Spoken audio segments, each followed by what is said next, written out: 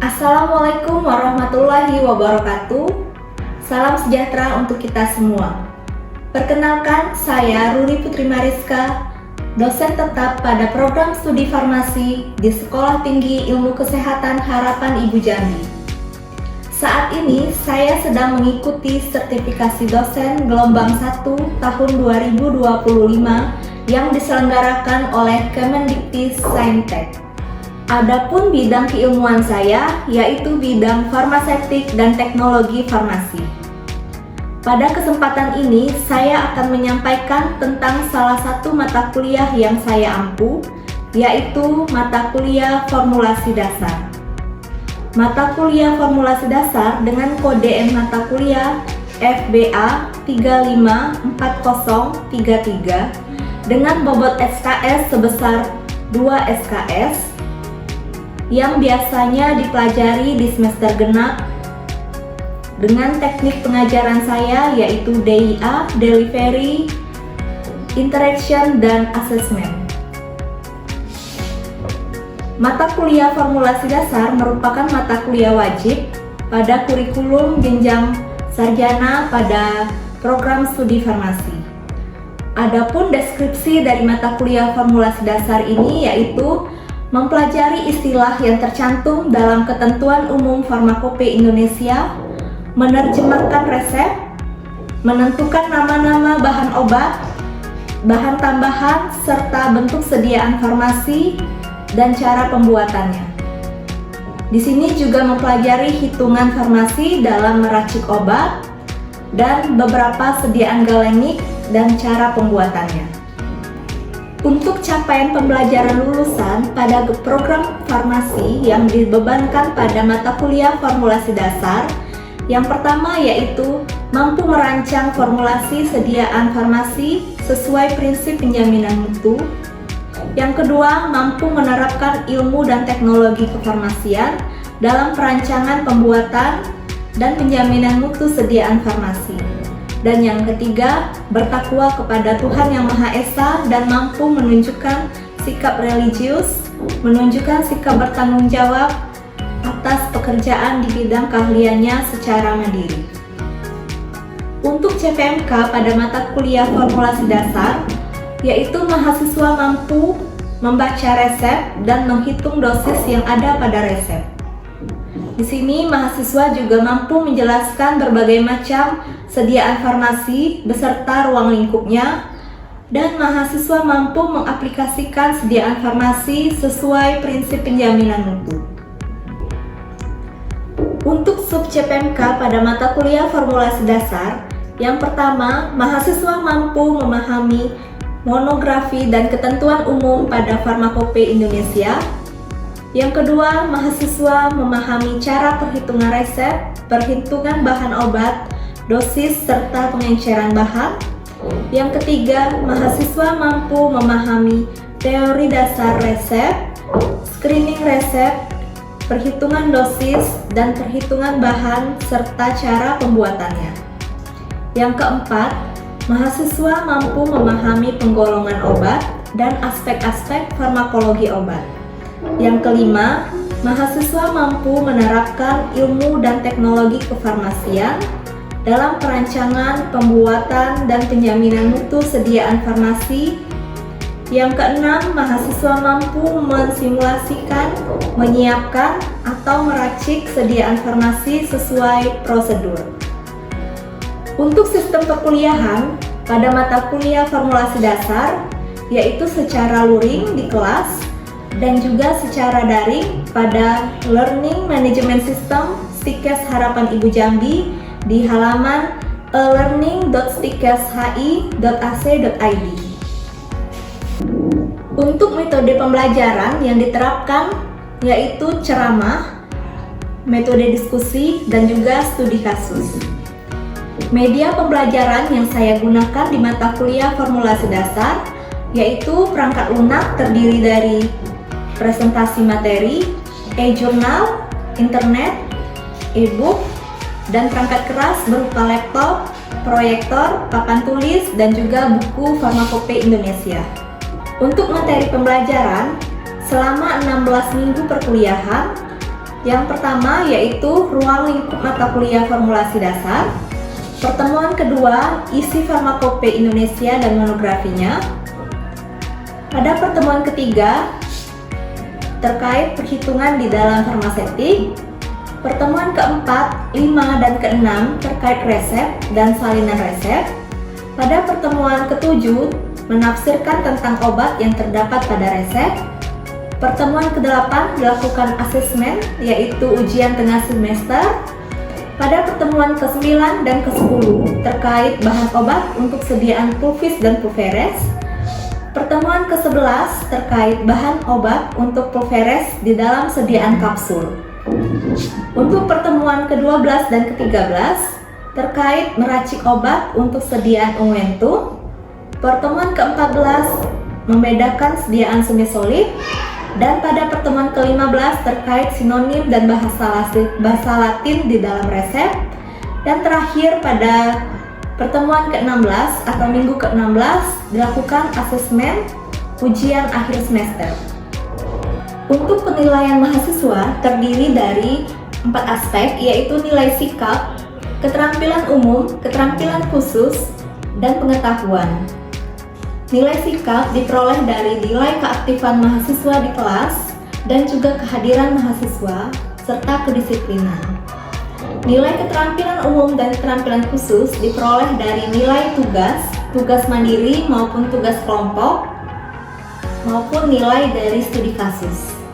Untuk pengetahuan diperoleh dari asesmen pada ujian tengah semester dan juga ujian akhir semester dengan bobot 40% dan nilai sikap keterampilan bobot masing-masing 20%. Dengan rubrik penilaian, Distikes Harapan Ibu Jambi mulai dari nilai A pada nilai rentang 8 sampai 100, nilai AB pada rentang nilai 75 sampai 79,99, nilai B dengan rentang 70 sampai 74,99. Selanjutnya nilai BC pada rentang 65 sampai 69,99, nilai C 56 sampai 64,99, nilai D 41 sampai 55,99, dan nilai E apabila nilai mahasiswa kurang dari 40. Baiklah, saya akan menyampaikan video mengajar dengan salah satu materi di dalam mata kuliah formulasi dasar, yaitu materi perhitungan dosis dan pengenceran obat. Adapun materi ini terdapat pada pertemuan ketiga. Metode pembelajaran yang saya gunakan yaitu metode ceramah, diskusi, dan studi kasus. Assalamualaikum warahmatullahi wabarakatuh.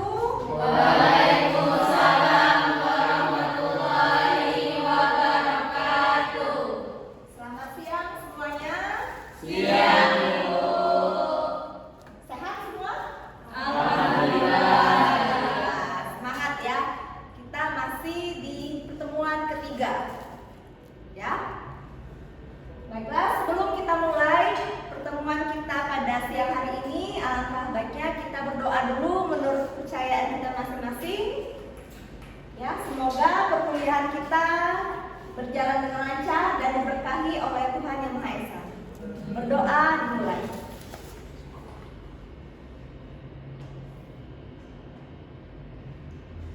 Berdoa selesai.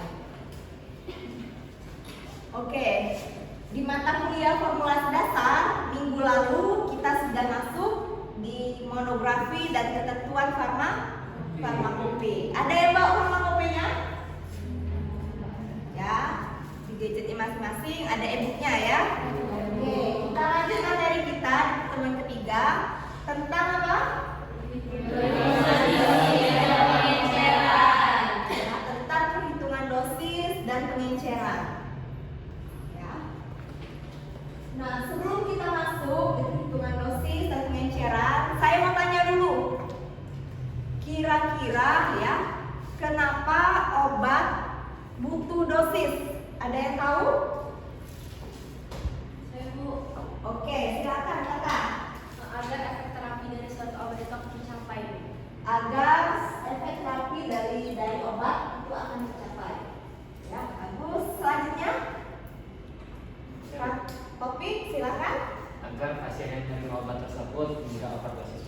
tidak overdosis. Ya, kalau pasien overdosis gimana? Apakah obat itu menjadi obat atau menjadi racun?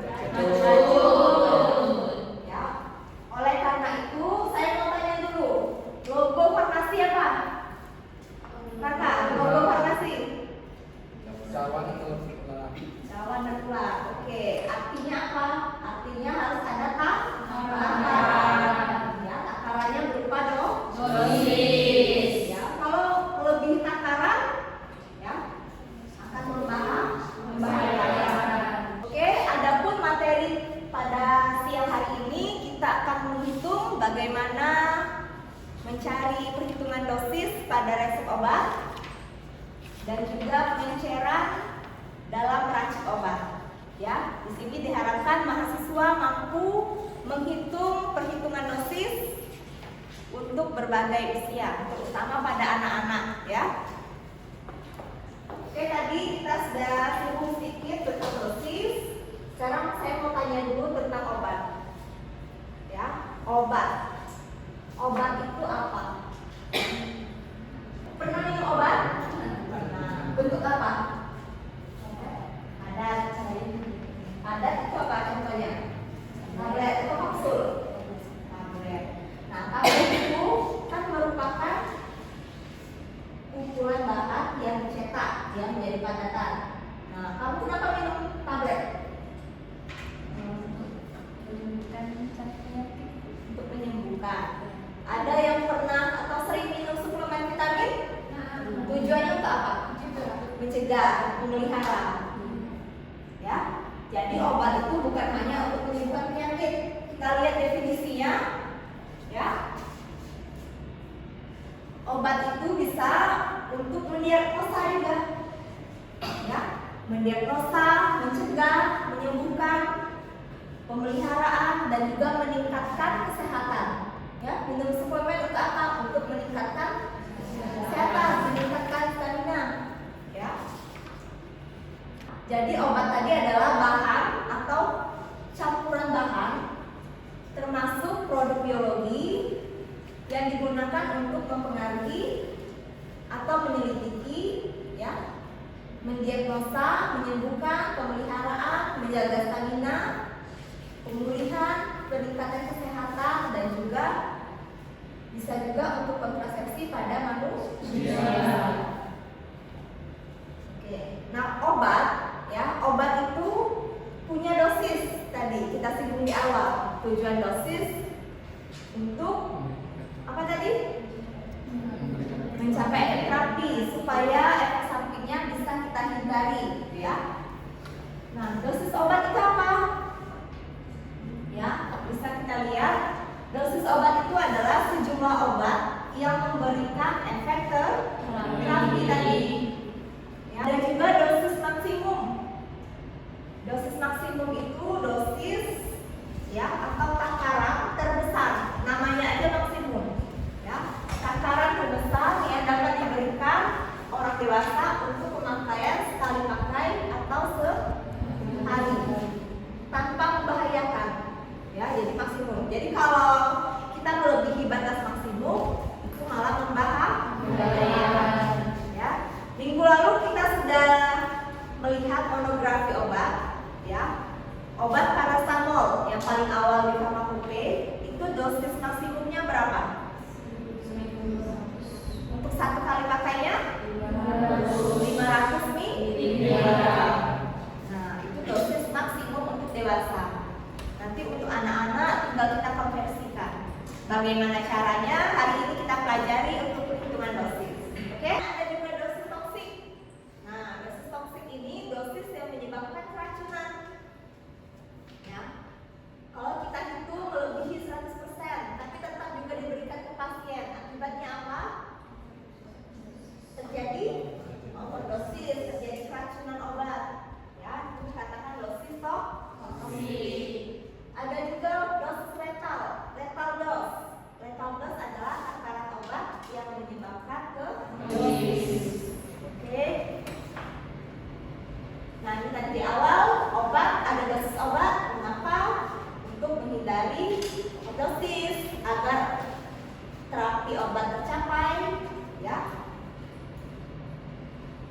obat yang diberikan ke pasien untuk menghasilkan efek terapi tadi tergantung dari yang pertama ada usia. Ya, usia. Oke nih, obat untuk anak bayi dari dosis dewasa. Nah, sekarang saya mau tanya, itu dari segi dosis. Kalau dari segi bentuk sediaan, apakah bentuk sediaan paracetamol untuk bayi, anak, dewasa itu sama? Beda juga Ibu. Beda juga. Ya, tergantung ya. Nggak mungkin tablet diberikan ke bayi, ya. Nggak mungkin juga tablet diberikan ke anak-anak. Ya, bentuk sediaan juga mempengaruhi. Oke, yang pertama terkait dosis, tadi ada usia, ada berat badan. Ini berdasarkan umur dalam bulan. Ya, untuk yang ini untuk usia anak kurang dari 2 tahun. Oke, rumusnya ada dosis sama dengan N dibagi N tambah 12 dikali dosis dewasa. N ini apa? N ini adalah usia. Ya, jadi ini khusus untuk anak kurang dari 8 tahun. Jadi misal usianya 4 tahun berarti 4 bagi 4 ditambah 12 dikalikan dosis dewasa. Ya, untuk dosis dewasa ini kita cari di buku resmi di Farmakope Indonesia edisi 3. Ya, minggu lalu kita sudah belajar cara mencari dosis dewasa untuk dewasa maupun anak-anak. Ya. Selanjutnya ada rumus PET. Ini dosis sama dengan N dibagi 150. Itu untuk diling. Diling ini untuk umur berapa? Di atas 8 tahun. Ya, untuk di atas 8 tahun. Tinggal dibagi saja. Umurnya berapa dibagi 20 dikali dosis dewasa. Ya. Selanjutnya ada rumus Fowling. Ya, ini untuk umur dalam satuan tahun yang digenapkan ke atas. Ya, misalnya pasiennya 1 tahun 1 bulan. Gimana Bu? Ya, bisa kita genapkan, kita hitung 2 tahun. Penimbangan berat badan. Rumusnya apa? Dosis sama dengan bobot badan dibagi 150. Ya, dikali dosis dewasa. Nah, bobot badan ini di dalam satuan pon, ya. Selanjutnya ada rumus Pernifer, ya, ini dari Jerman penemunya. Dosis sama dengan bobot badan dibagi 70 dikali dengan dosis dewasa. Ya, jadi dosis dewasa ini selalu kita gunakan dalam perhitungan dosis. Nah, yang rumus Pernifer ini bobotnya di dalam kilo. Beda dengan yang Clark tadi yang dari Amerika itu dalam ton. Selanjutnya ada dari Belanda rumus Black, ya. Sini bukan black warna hitam ya, tapi di sini nama rumus. Bobot badan dibagi 62 dikali dosis dewasa. Selanjutnya ada rumus Center Globius persen dikali dosis dewasa.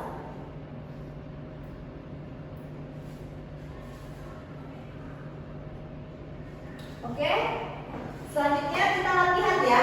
Di sini ada studi kasus. Kita lihat dulu. Dan keluhan demam, panas. Ternyata di resepnya itu ada obat paracetamol. Ya. Dokter yang memberikan paracetamol sirup.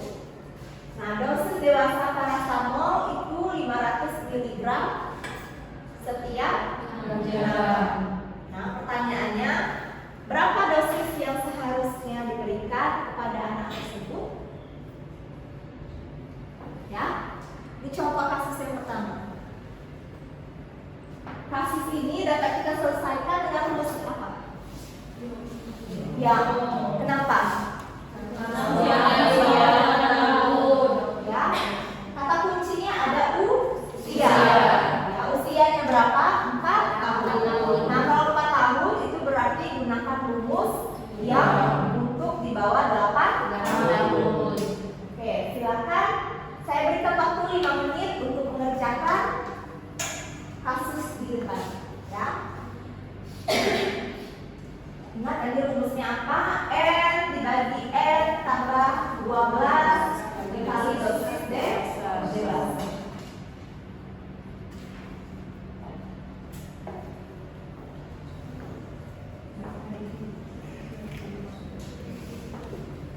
satuannya jangan lupa ya.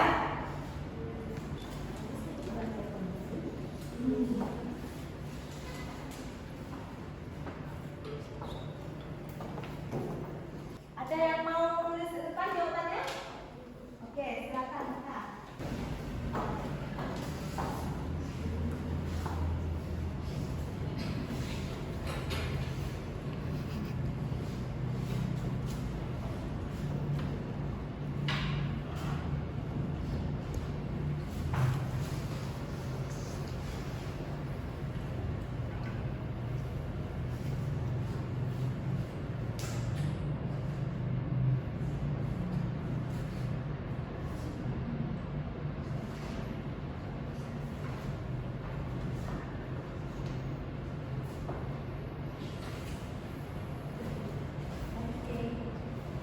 Kelihatan ke belakang?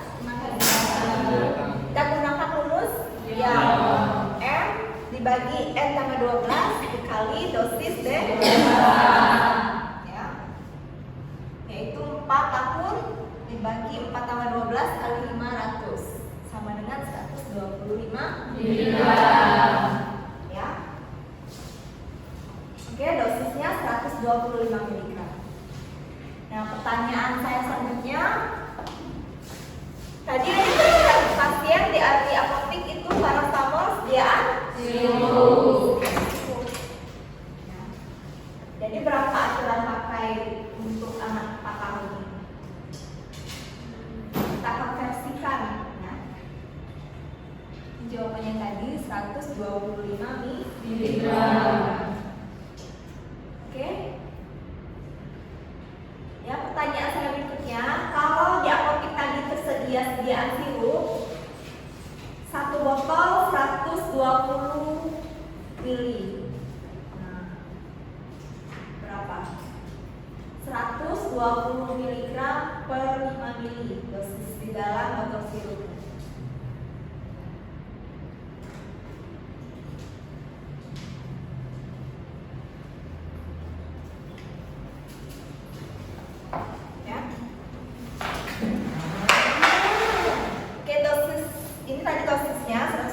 Mg.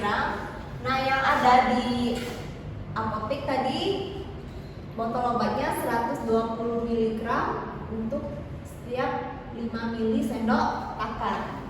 5 mili sendok apa? Teh ya. Nah, jadi berapa takaran untuk anak 4 tahun? Tinggal kita konversikan aja, kita bandingkan. 120 mg ini untuk 5 mili sendok takar. Kalau tadi dosisnya 125 mg. Nah, berapa takarannya? Itu ya. Oke, tinggal kali silang aja berapa? 5,2 mili. Ya. 5,2 mili bisa kita bulatkan menjadi 5 mili saja. Ya, berarti takaran dosis untuk anak 4 tahun tadi yaitu 1 sendok teh. Ya, ada yang mau ditanyakan dari kasus pertama? Iza sudah paham?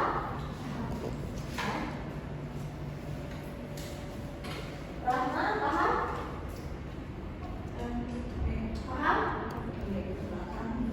Apa namanya? Ya, di belakang sana Clara paham? Oke, kita lanjutkan ya. Perhitungan selanjutnya ya, saya berikan latihan. Nanti kalian kerjakan, ditentukan minggu depan ya untuk tugas mandirinya. Kalau tugas mandiri berarti sendiri ya. Nanti untuk soal perhitungan dosisnya saya berikan ada 5 kasus. Nanti kasus pasien silakan hitung berapa dosisnya. Ya, dikumpulkan sebelum pertemuan minggu depan. Ya, kita lanjut. Materi berikutnya yaitu pengenceran obat. Nah, kira-kira pengenceran itu kenapa dilakukan? Kalau di labor praktikum, timbangan yang ada itu ukuran berapa? Ya, timbangan yang kita gunakan di labor itu ada batas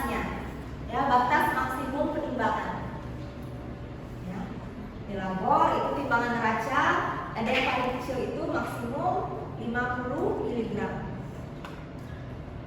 Seandainya kita menghitung obat, ya, menghitung bahan obat, jumlahnya kurang dari 50 mg, ya, terlalu kecil, itu nggak bisa ditimbangan, ya. Misalnya kita mau menimbang 0,1 mg, 10 mg, ya, tingkat ketelitiannya kurang, ya. Solusinya dengan pengenceran obat. Pengenceran obat di sini adalah tahapan yang dilakukan untuk ketepatan takaran obat, ya, karena kan takaran kurang dari 50 mg. Sehingga dikhawatirkan alat tidak akurat dalam menimbangnya. Nah, pengenceran obat harus dilakukan dengan menambahkan bahan yang inert. Ya, maksud inert apa? Tidak bereaksi dan tidak memiliki efek farmakologi. Jadi ada bahan obat kurang dari 50 mg, kalau kita timbang, kita tambahkan dengan bahan yang inert. Ya, kita campur baru kita timbang. Nah, ini ada aturannya, ada 3. Silakan Clara tolong dibacakan peraturan yang pertama. Aturan umum pengenceran yang pertama, jika berat obat dalam resep 10-50 mg, maka dibuat perbandingan pengenceran 1:10. Artinya, bahan ditimbang 50 mg dan expientnya 450 mg. Totalnya 500 mg. Yang kedua, jika berat obat dalam resep 1:10 mg, maka dibuat perbandingan pengencerannya 1:50. Artinya bahan ditimbang 50 mg, excipient pengencer 2450 mg, dan totalnya 2500 mg.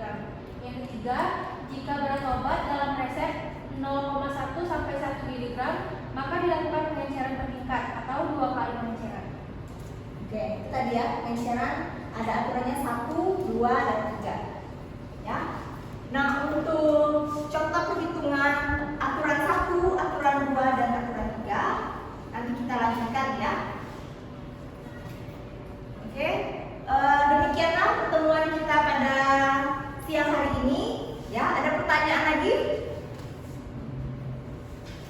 Raka, ada pertanyaan? Cukup. Yang lain ada pertanyaan? Ya. Untuk pengenceran obat itu sisa pengenceran obatnya di mana? Oke, untuk pengenceran obat, ya sisa pengencerannya tetap kita serahkan. Ya, kita kasih label pengenceran, sisa pengenceran. Ya. Oke, mengingat waktu yang sudah mau habis, ya. Kalau tidak ada pertanyaan lagi, kita akhiri pertemuan siang hari ini. Jangan lupa tugasnya dikumpulkan minggu depan. Ya. Kita lanjutkan lagi pada pertemuan berikutnya terkait dengan materi resep pertemuan keempat. Kalau tidak ada lagi pertanyaan, kita akhiri perkuliahan kita pada siang hari ini dengan mengucapkan alhamdulillahirabbil alamin. Saya